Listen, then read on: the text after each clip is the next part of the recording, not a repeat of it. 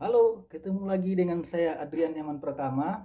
Ya, seperti biasa, saya selalu update dengan perkembangan-perkembangan berita atau eh, perkembangan politik yang terjadi di negeri ini. Nah, ini ada yang ingin saya bahas soal salah seorang mantan eh, komisioner Komnas HAM yang berasal dari Papua, yaitu eh, Natalius Pigai. Natalius Pigai ini dilaporkan di Bareskrim Polri karena diduga menghina oleh orang Jawa Tengah dan juga secara khusus menyebut Pak Ganjar Pranowo, Gubernur Jawa Tengah, dan juga Presiden Jokowi.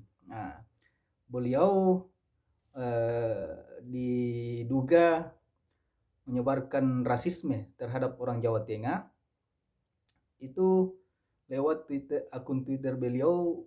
Natalius Pigai ini memposting. Nanti saya akan coba lihat langsung ini di Twitter beliau atas nama Natalius Pigai. Dimana ya? Jadi beliau kemudian dilaporkan ke Bareskrim karena diduga menyebarkan rasisme terhadap orang Jawa. Nah, mudah-mudahan masih ada ini Twitternya beliau. Saya akan bacakan supaya lebih jelas.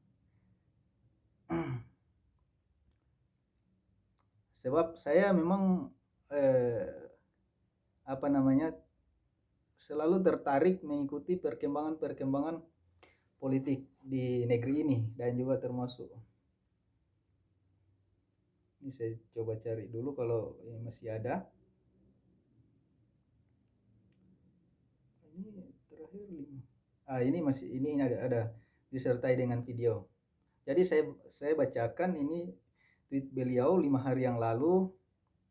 Bunyinya, jangan percaya orang Jawa Tengah, Jokowi dan Ganjar. Titik. Mereka merampok kekayaan kita. Mereka bunuh rakyat Papua, injak-injak harga diri bangsa Papua dengan kata-kata rendahan, rasis, monyet dan sampah. Kami bukan rendahan, kita lawan ketidakadilan sampai titik darah penghabisan.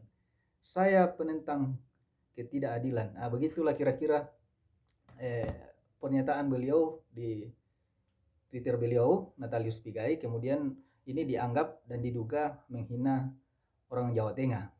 Nah, saya tidak akan menanggapi soal apa namanya dari perspektif hukum, karena itu jelas saya tidak punya kompeten di situ. Tapi saya akan menanggapi tanggapan saya dari perspektif negara ruang demokrasi. Jadi saya akan menanggapi itu dari pandangan demokrasi. Jadi saya tidak punya kompetensi mengatakan bahwa tweet Natalius Pigai, Bang Natalius Pigai ini melanggar hukum, bisa dipidana, seperti kalau saya tidak salah itu katanya yang dilaporkan itu.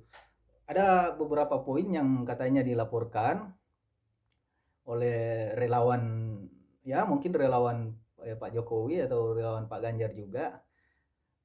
Ada beberapa poin yang dilaporkan. Jadi saya tidak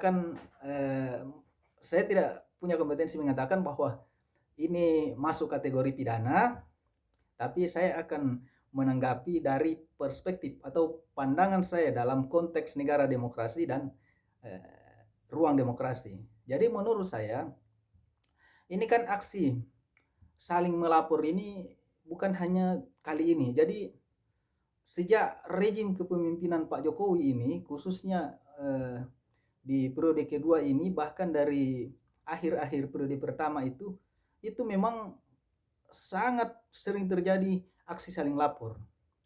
Dan menurut saya dari perspektif atau pandangan demokrasi itu tidak bagus. Itu tidak bagus. Iya, karena bagaimanapun juga kalau ada hal-hal begitu, kalau kita hanya untuk terus saling melapor, justru itu akan menghabiskan energi kita. Dan yang paling penting apalagi kalau katakanlah seperti misalnya ketidakadilan itu tidak benar-benar diterapkan. Artinya yang seperti misalnya contoh yang dekat dengan kekuasaan melapor, itu cepat diproses, dan yang dilaporkan ini katakanlah seperti misalnya orang-orang kritis itu gampang sekali ditangkap. Nah, kemudian orang yang berbeda pandangan dengan pemerintah juga mungkin ada kemarin kan beberapa itu kemudian melapor itu tapi tidak direspon oleh kepolisian. Nah, ini yang saya maksud ketidakadilan. Jadi padahal harusnya kalau kita mau jujur soal penegakan hukum ini, khususnya dalam penerapan Undang-Undang ITE ini, ada cukup banyak sekali orang yang termasuk soal aktivis-aktivis politik itu, dan juga para yang saya sering sebut itu buzzer-buzzer RP itu, buzzer-buzzer bayaran itu mereka kerap kok melanggar penyebaran Undang-Undang ITE itu dari pandangan saya, tapi kan tidak pernah diproses. Oleh karena itu, khusus untuk kasus Pak Natalius Pigai ini saya rasa memang akan habis energi kita kalau terus-menerus sikap seperti ini, sikap saling lapor ini terus dilanjutkan. Terlepas dari apakah itu tweet Bang Natalius Pigai memang betul-betul masuk kategori penyebaran rasisme begitu. Itu dia. Jadi sekali lagi saya bilang, ini apalagi ini kan kalau katakanlah misalnya betul-betul ini rasisme. Ya kenapa sih, kan maksudnya kan kalau yang dihina kan katakanlah misalnya jelas Jokowi kan atau Pak Ganjar, ya kan?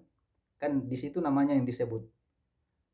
Kalau beliau keberatan, presiden keberatan atau gubernur Jawa Tengah itu keberatan, kenapa bukan dia yang laporkan?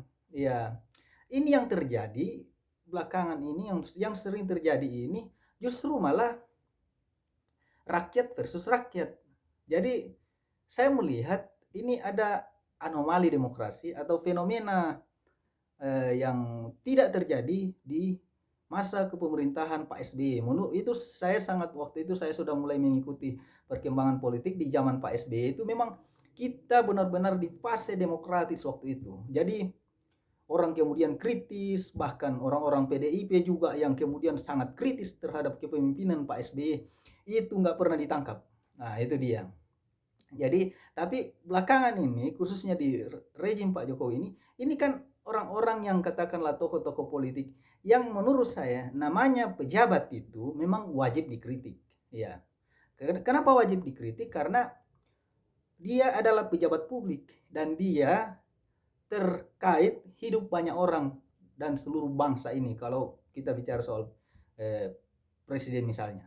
Nah, dan itulah kenapa harus dikritik, termasuk juga soal kepala-kepala daerah seperti gubernur juga, ya kan? Gubernur DKI Jakarta Anies Baswedan juga harus kita kritik.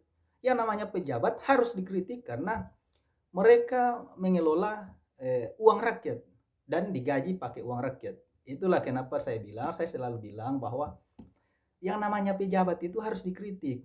Kalau tidak mau dikritik, jangan jadi pejabat. Nah, ini juga secara khusus saya melihat ini relawan-relawan atau pendukung-pendukung atau yang lebih dekat dengan kekuasaan itu cenderung baper, iya kan? Jadi baper melihat orang kritis lalu kemudian melaporkan. Nah, ini akan menguras tenaga kita sebagai bangsa Indonesia. Dan bukan tidak mungkin aksi saling lapor ini akan terus berlanjut karena itu tidak untuk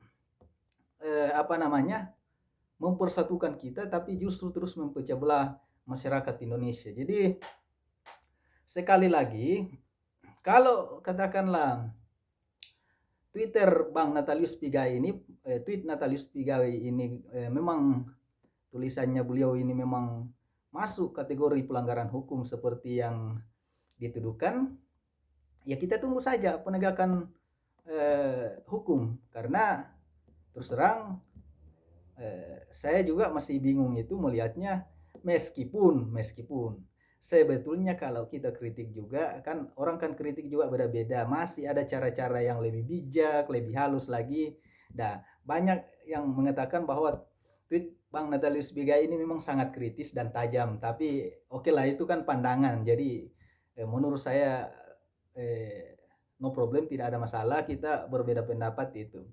Tapi yang saya paling komentar itu bahwa ini ada fenomena yang sangat tidak lazim, karena bagaimanapun ini kan yang menjadi sepertinya rakyat versus rakyat. Jadi ada orang kritis, mengkritisi kebijakan pejabat, mengkritisi kebijakan pemimpin, kemudian si pemimpinnya itu dikritik, ya kan, dan eh, dia tidak melaporkan, dia nggak menanggapi kritikan itu, maksudnya dia tidak melaporkan, tapi justru yang melaporkan justru masyarakat, relawan, link kekuasaan, orang yang dekat dengan kekuasaan.